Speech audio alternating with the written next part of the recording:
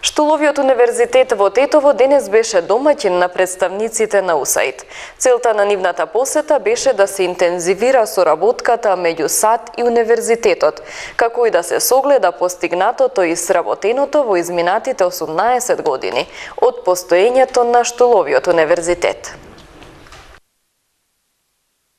Првиот човек на меѓународната програма за развој на УСАИД денес го посети Универзитетот на Југоисточна Европа во Тетово.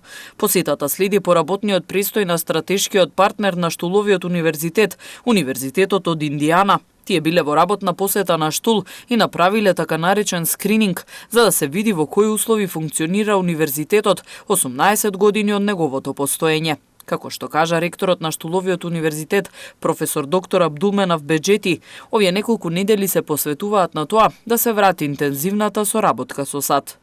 Секако дека ова посета на ваков највисок ранг, да ви доаѓа првиот човек, што се вика на таа институција за меѓународен развој планетарен, да ве посети за само еден ден кој што престојува во Македонија, да 2 сата ги одвои за посета на Универзитетот на Југоисточна Европа, од една страна е признание, од друга страна е исто така и обврска на Универзитетот да ги следиме нивните препораки.